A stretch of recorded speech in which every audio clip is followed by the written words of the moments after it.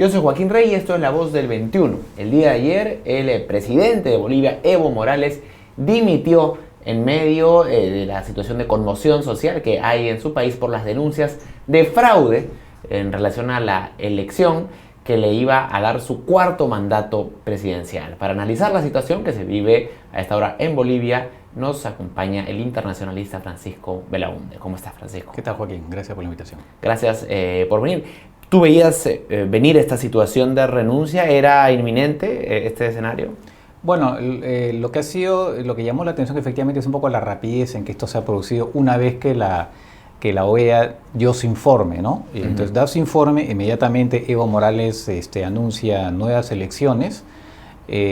Yo no imaginé efectivamente que la renuncia vendría tan rápido. Acá el elemento, digamos, que terminó, digamos, de alguna forma de desestabilizarlo, además de las protestas y todo lo demás, y esta violencia que había, fue la huelga, el amotinamiento de los policías, ¿no? Eso ya fue para él, fue una cosa simplemente ya inmanejable. Y ahí, a partir de ahí comenzaron a producirse varias renuncias, ¿no? Antes de que él renunciara, e incluso antes de que los militares emitieran esas sugerencias, en todo caso, ya habían renunciado varios ministros, varios funcionarios, o sea, había una cascada de renuncias, ¿no? Ya Evo Morales en ese momento estaba absolutamente cada vez más aislado. ¿Era insostenible aparentemente, sí, bueno, sí, pues ya con todo el mundo renunciando, abandonando el barco, pues parecía muy complicado seguir en el poder, ¿no? Ya las Fuerzas Armadas, evidentemente, siempre no es bueno pues que las Fuerzas Armadas deliberen, digamos, que tengan un pronunciamiento respecto a una situación política. Es verdad que no lo tengan, de hecho, que no deberían tenerlo, ¿no? Ahora, hay una ley ahí que se ha mencionado, que hay la ley orgánica de las Fuerzas Armadas que dicen que pueden emitir sugerencias en determinados casos. Entonces, se han apoyado en eso, su propia ley les permite, bueno. En todo caso, claro, es un mal signo, pero no es lo que realmente se ha tumbado a Evo. Él ya estaba muy debilitado y de alguna manera fue, como digo, primero el hecho de que, la evidencia del fraude, para empezar, y después la presión de un gran sector de la población, ¿no? De un gran sector de la población, y por supuesto el tema de los policías, ¿no? Que los policías ahora se le voltearan, ¿no? Sigue siendo una personalidad política muy popular. Sí, claro. Efectivamente hay dudas sobre el fraude, pero lo cierto es que habrá probablemente un 40% de la población claro que, sí. Que lo apoya. ¿Quién va a capitalizar o dónde va a ir ese apoyo fuerte que todavía sostiene Evo? Bueno, habrá que ver. Me imagino yo que el partido de Evo se presentará a las elecciones, a las próximas elecciones, ¿no?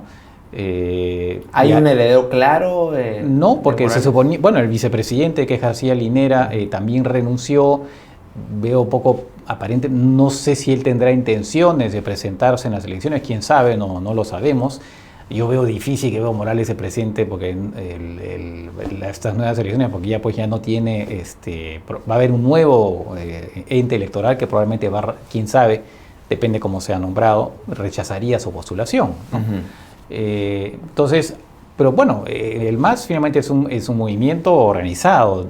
Tendrán pues algunas personas, tienen obviamente muchas personas, y tendrán alguna figura, digamos, más o menos fresca para que estarán interesados ellos en mantener el legado de Evo Morales en lo más que se pueda.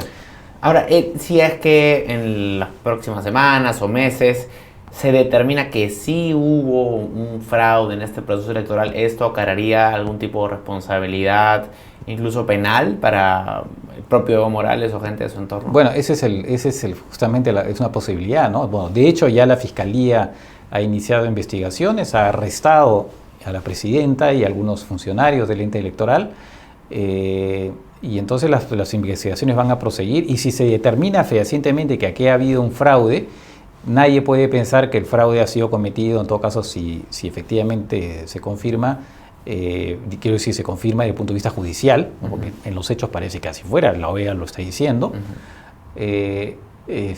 Si se determina judicialmente, nadie puede pensar que esto es una iniciativa propia de personas X que apoyan a Evo Morales. Obviamente, esto tiene que haber venido por una orden de arriba, entonces ahí sí Evo Morales podía enfrentar una situación complicada. En este proceso surgió un liderazgo que incluso pareciera que está llegado a opacar el liderazgo del expresidente Mesa, y es este señor Luis Fernando Camacho, que lidera el Comité Pro Santa Cruz.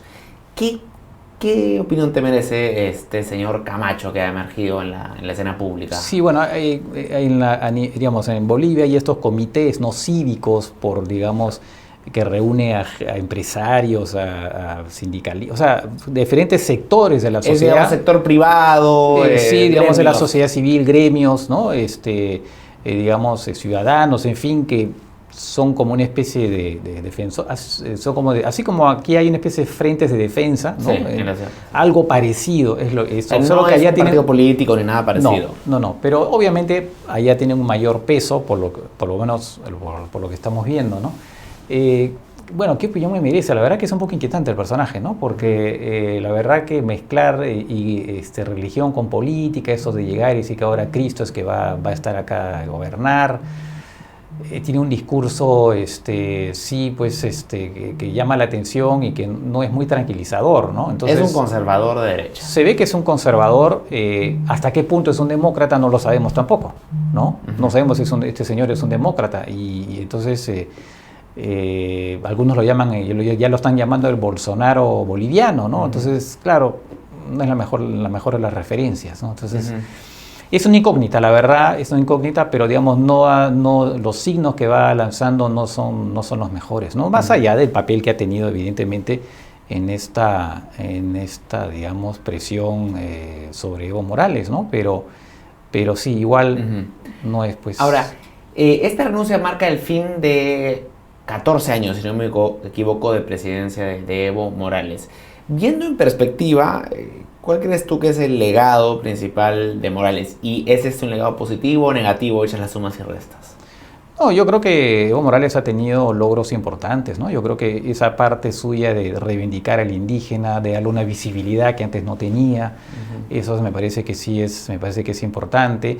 Ha tenido una política económica que, es verdad, se ha beneficiado del precio del alza, el precio del gas, como ha pasado en tantos países. Lo que le ha permitido desarrollar políticas sociales interesantes, pero por supuesto también ha tenido sus bemoles. Si nos remitimos únicamente al plano económico, esa disciplina macroeconómica que había sido elogiada incluso por el Fondo Monetario Internacional, porque comenzó a reflejarse hace unos años, ¿no? Y ahora nos encontramos con que Bolivia tiene un déficit público del 8%, que es enorme. Es una cosa, es gigantesco. Entonces, y además, otro tema también, el tipo de cambio está congelado hace mucho tiempo. Otro asunto es que la inflación también es un poco más alta de lo que debería ser con respecto a países como los nuestros, como el Perú, por ejemplo. O sea, incluso después de que terminó el ciclo de precios altos, Bolivia no supo ajustar sus cuentas fiscales y siguió gastando como si tuviera ese subsidio. Claro, Evo Morales en un momento dado quiso retirar subsidios, por lo menos parciales, a los combustibles. Sí, y tuvo que retroceder, ¿no? Porque, se dieron tantas protestas que tuvo que retroceder. Otro tema complicado es el gas, porque no es solamente el tema de la baja del precio, sino que tiene un problema de reservas.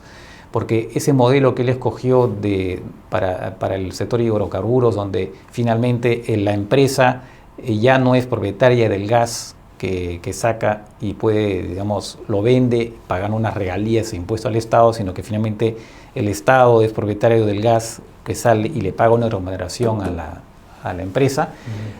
Claro, las empresas que estaban no se fueron porque ya estaban ahí, ¿no? Y entonces siguieron con las nuevas reglas del juego. ¿Pero qué pasó?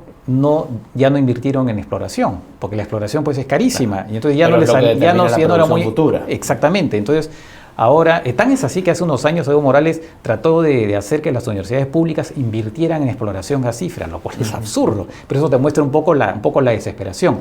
Y lo concreto ahora es que tiene un problema de reservas muy complicado, lo que compromete futuras ventas de gas. Entonces eso va a golpear a la economía. Decías tú que él reivindicó a la población indígena, pero yo no tengo claro si es que en este momento hay una situación al final de la presidencia de Morales, como de reconciliación nacional. Y lo digo porque si uno ve el discurso en el que dimite, lo que dice Evo Morales es: ser indígena y ser de izquierda es nuestro pecado, ¿no? Entonces pareciera ser que más bien él no es un mensaje muy reconciliador al interior de Bolivia, sino claro, que más bien parece que esta brecha o esta grieta estuviera más abierta que nunca, ¿no? Bueno, claro, lo que pasa es que él ha tenido en realidad él se refugia en este discurso digamos, del indigenismo y del racismo contra los indígenas como una manera de justificar todo lo que él hace, ¿no? Uh-huh. Entonces trata de hacer olvidar la barbaridad que fue presentarse una cuarta postulación.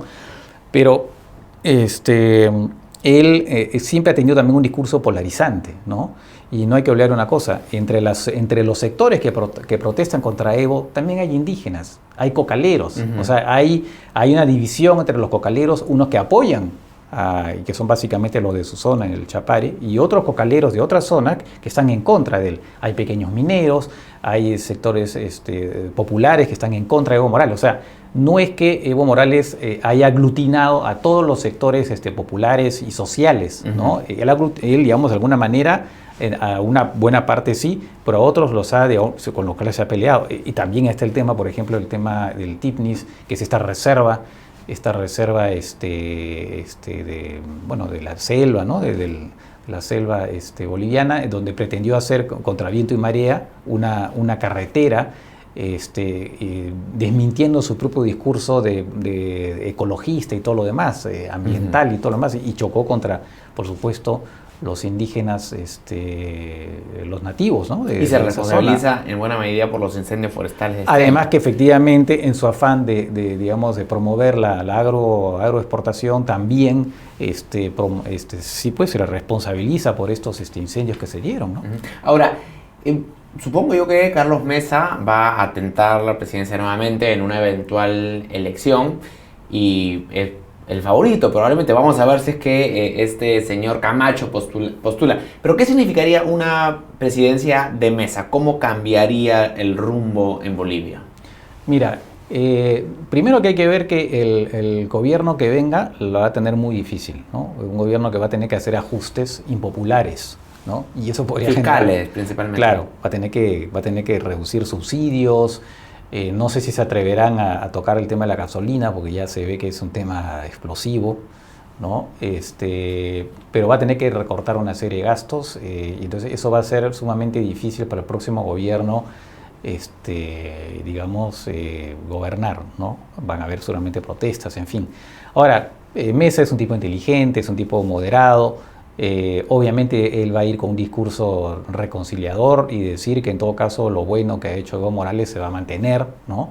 Uh-huh. Ahora, la cosa está tan polarizada que probablemente, va a haber seguramente un candidato del MAS que, digamos, va por supuesto a tener un discurso reivindicativo y todo lo demás. Vamos a ver. Ahora, en estas condiciones probablemente tenga menos posibilidades un candidato del MAS, pero sí podría llegar a segunda vuelta, ¿no? Uh-huh. Podría darse una segunda vuelta entre Mesa y el candidato del MAS, ¿no? Quién sabe. Es una incógnita este señor Luis Fernando Camacho. Dice él que no tiene interés en hacer política más allá de su participación en los sucesos actuales, pero bueno, puede decirlo ahora, no sabemos si realmente lo piensa así, quién sabe, realmente también se lanza, no lo sabemos, ¿no? Uh-huh. Entonces ahí y hay que ver si la oposición se mantiene unida, ¿no? También, lo cual es otra incógnita. Uh-huh. Muy brevemente, ayer hubo elecciones también en España, sí. Y finalmente el PSOE, del Partido Socialista, obtuvo la mayor cantidad de votos, pero nuevamente no consiguió una mayoría. Sí. Estaremos nuevamente en las próximas semanas y meses en el escenario de incertidumbre en el que hemos estado en los últimos meses, ante la imposibilidad de concretar un gobierno en España. Bueno, yo creo que sí, ¿no? Creo que hacia eso se va, porque la verdad, salvo pues que llegue un acuerdo con Podemos, pero ni aún así van a llegar a la mayoría, uh-huh, a la mayoría absoluta, ¿no? Entonces la cosa está bien complicada, ¿no? Y podría ser efectivamente que esto se prolongue y quién sabe, se tenga que otra vez volver a convocar a elecciones, ¿no? Bueno, en medio de todo, en Bélgica estuvieron hace unos años, durante más de un año y medio, con un primer ministro en funciones, ¿no? Porque simplemente no había mayoría suficiente para poder, digamos, formar un gobierno, digamos, con una mayoría suficiente, ¿no? Entonces, quién sabe, España de repente se dirige a eso, ¿no? Ahora ya la población se cansa también, bueno, dejará de ir a votar cada vez menos, porque la verdad es que es una situación que no tiene, y por la fragmentación que se da también, ¿no? Porque ahí está este bipartidismo que más o menos existía en España como en otros países, pues en varios lugares se está desagregando, ¿no? Aparecen nuevos movimientos, entonces, y más aún si aparecen unos que son que son inaceptables, digamos, ¿no? Como, digamos, para el centrista, como es el Vox, ¿no? Que por cierto ha conseguido 50 escaños. Que ¿no? efectivamente, que ha crecido, que ha crecido, ¿no? Y por otro lado Podemos, que también que espanta pues a la otra parte del electorado, ¿no? Bien. Veremos qué pasa. Entonces, Francisco, te agradezco mucho por tu tiempo. Pero nada, encantado. Gracias, Francisco Belaúnde, internacionalista de Perú 21 Televisión. Sigan atentos a nuestra programación. Con permiso.